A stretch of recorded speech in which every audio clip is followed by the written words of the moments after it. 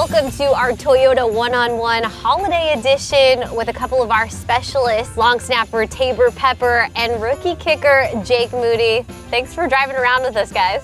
No problem. We have some fans. We're getting us started. We're filming right now. We're filming right now. I think that's a good place to start. Yeah. Is that a frequent scene coming out of this parking lot? Yeah.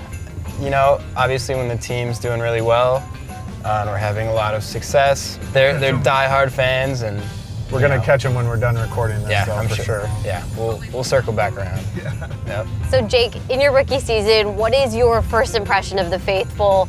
They show up loud and proud every Sunday, but as everyone may or may not have seen, there's fans everywhere. Yeah, I mean, you can't beat this fan base, especially, you know, at away games.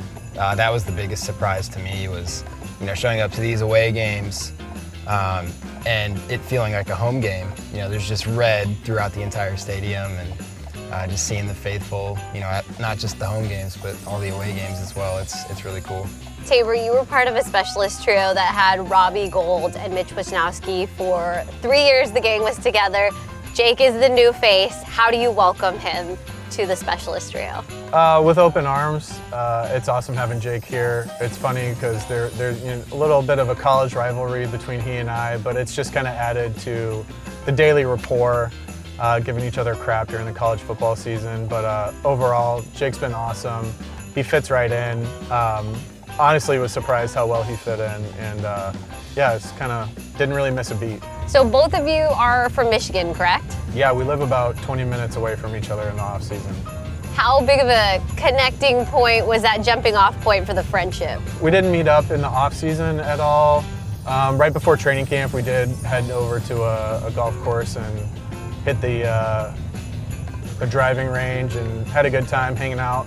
But we fully plan on, you know, either going to the same gym together. I have a home gym at my house that's pretty sweet, so he might come over there, or we're definitely going to hit some public fields this off season for sure. Oh yeah. What were your first impressions of each other? My first impression was, you know, Taybor is very enthusiastic. My college snappers, you know, all snappers are a little bit weird, but I've never had such a vocal, fun long snapper that's, you know, just always chopping it up and, you know, having a good time. So that was, you know, because they usually fly under the radar, but you know, I love Pep and love being a part of the group. Jake's a little bit quieter than I would have thought he would have been, but I remember the first week of OTAs, I was like, I can't remember how it came up, but we were talking about guys that were either quiet or loud, and I was like, hey, Jake, just letting you know, like, I pretty much don't stop talking ever. And he was like, oh, God. I was like, just warning you, buddy. Yeah, it's all good, though. What else do we need to know about your day-to-day jobs that maybe doesn't get enough love?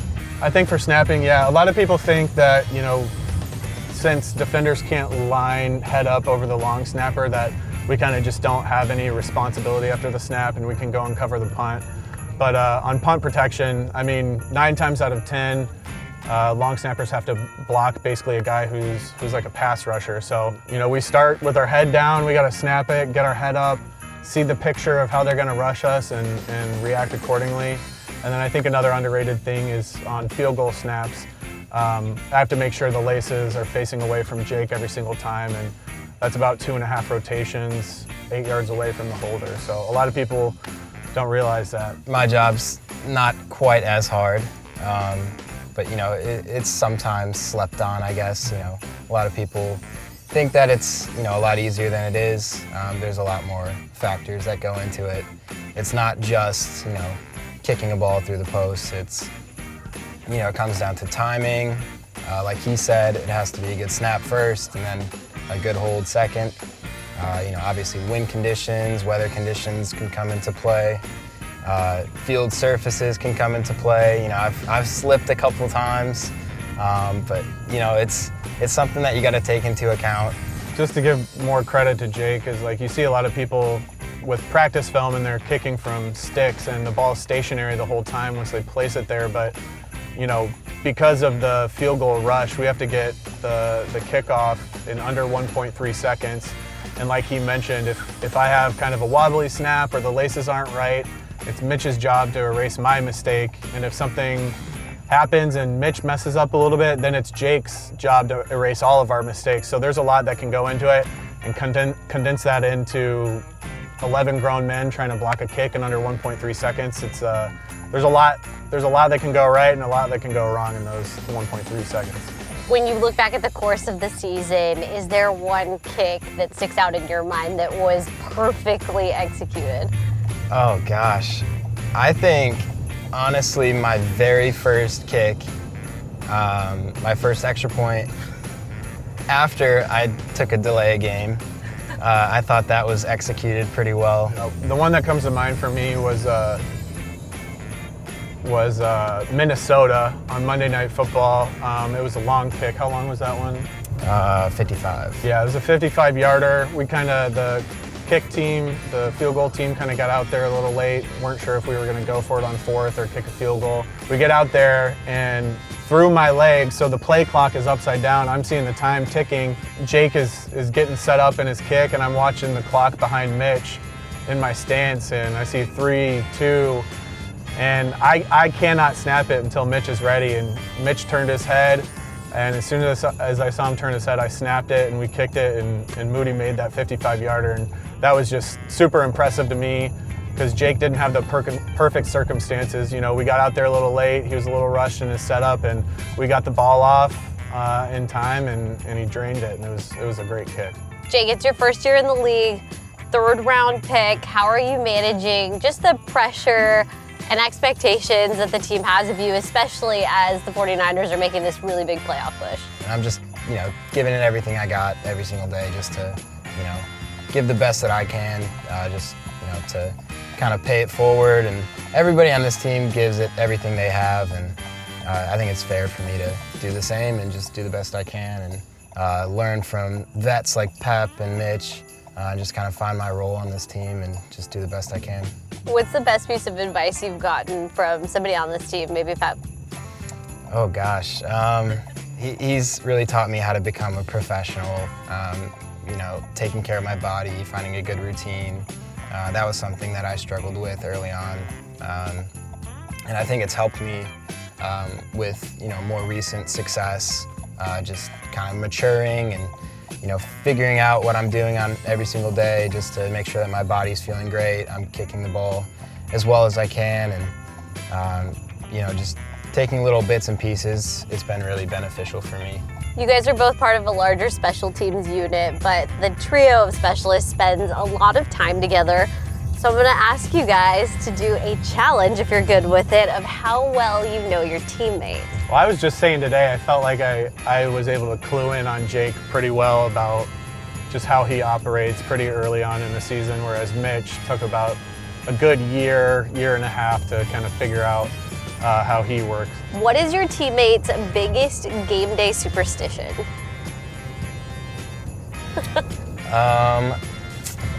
Oh gosh. Taybor is a big foodie. He really likes food. There is a certain breakfast sandwich that he loves, absolutely loves, and has to have every single week. And this past week, it's a little pop-up shop. They weren't working on Saturday, which is the day that they normally work. And, Tabor's like, I need a sandwich, but they're only open on Sunday. So, very early in the morning before the game, he had to go get that sandwich. And, I guess the superstition worked. He had a sandwich and we got a W, so. Yeah, he was spot on with that, actually. I don't even know if I would have given that answer, but he was spot on with it. Taybor, do you know Jake's game day superstition? He loves wearing free clothes that he gets. So I know his wardrobe this year is all free stuff. I don't know if that's a superstition, but he always tells me, because he knows I make a big deal about what I walk into the game wearing, and he's like, wait till you see my outfit this week. Wait till you see it. I was like, okay. I always make sure to gas him up whenever he comes into the locker room. Okay, when did your teammate begin their football career? Ooh, I think you started long snapping in high school. I want to say 10th grade was the year you started. Is that correct? I started snapping in school ball in 8th grade. 10th grade is when I decided I wanted to do it in college. Okay, that's right. Yeah. I'm pretty sure Jake was a soccer player for a while, and then in 9th grade started kicking. No. Middle school? I started pretty early. Oh, okay. Well, I started kicking and playing football in general in 6th grade. You started kicking that long? Oh, Yeah. wow. Yep. We got to get some holiday questions in here. What's the number one thing on your teammates' holiday wish list? Jake's easy. As long as it's golf related, you're good. You could get him a, gift card to any golf manufacturer, and he will gladly take that. I don't think he's too picky. All right, we're going to do holiday this or that. Okay. Santa Claus or the Grinch? Santa Claus. Santa Claus. Taybor, I was told you don't like the Grinch. I- or are scared of the Grinch, Well, I perhaps? was terrified of the live action Grinch with Jim Carrey. It used to scare the living crap out of me. But I love that's a good movie, but still Santa Claus over the Grinch for sure. In a battle of the Christmas classics, Home Alone or Elf? Elf. When you're opening up gifts, do you prefer stocking stuffers or one big present? One big present. I would have to say one big present as well, because, the stocking stuffers, at least for me growing up, were, soap and socks. At the holiday parties, do you prefer a white elephant or a Secret Santa gift? Probably a Secret Santa. Some people like the white elephant where you get to steal gifts and stuff. I hate that. Yeah. Yeah, because if I get somebody jacks my gift, I'm pretty upset. I would say Secret Santa as well. It's just kind of exciting not knowing, who's giving you a gift. Especially if it's a thoughtful one, because then Yeah. it means like double. Yeah. So I would have to agree. What is the strangest gift you've ever come out of from a holiday game? Back in, when was that, 8th grade? I think we did like a Christmas time lock-in at my church. Somebody's white elephant gift was a jar of pickled pig's feet. So that's probably why I hate that game so much, is that's what I ended up with at the end. Between that and the Grinch, these are some dramatic holiday experiences. I have a good story. So when I was younger, and I was just trying to be funny, my aunt was asking me what I wanted for Christmas, and for some reason I just said I want burnt bread with cheese. And yeah, I don't know, how I old was were like you? I know. maybe like 8 years old. And I thought it was funny, just, making a little joke. And sure enough, Christmas rolls around, she's like, go check the toaster for your gift. And Stop. she toasted some bread and burnt the crap out of it and put some cheese on top of it. And she's like, there you go, you better stop. Yeah, you better stop messing with me. The next year I said, I want some cold hard cash, thinking that she would give me, just some cash. And she made it cold hard cash. She put like, $20 bill or something inside of a giant block of ice, and it was in the freezer. So those are some of my best Christmas memories. Receiving a present or giving a present?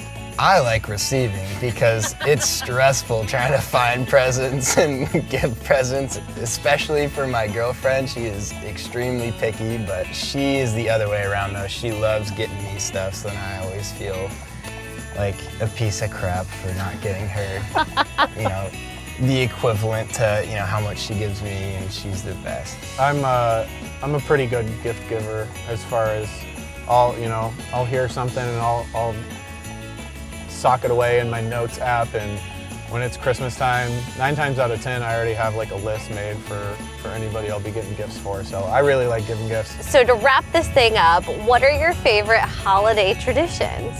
I would say my sister coming to wake me up in the morning, because she was always younger than me growing up, and she was always a little bit more excited to go open presents. So me just being exhausted and her waking me up, and then us having to go wake up our parents to open presents and stuff. But it's the stuff that you hate in the moment, being woken up super early, but looking back, it's all good memories, and I miss those days.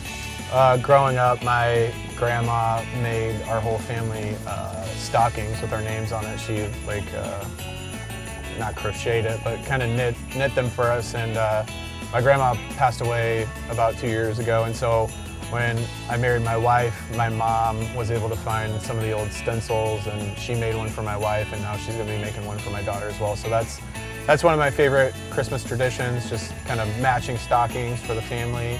With the Niners playing on Christmas Day, how is that going to affect the holiday plans for both of you? I was just thinking about it this morning, and I have no clue what we're going to do. So it might be after the game thing, or are we at night?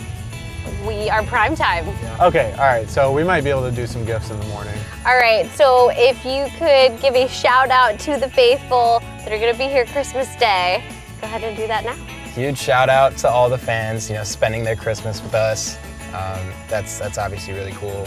Just being that great of fans, that's really cool that you would spend a holiday with us, and we can't wait to see you there.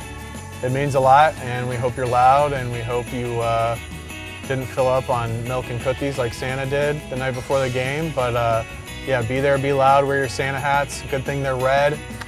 Drown the stadium out in red, and have a loud Levi Stadium. That's it from us. Thanks, guys. Thank you. Thank you.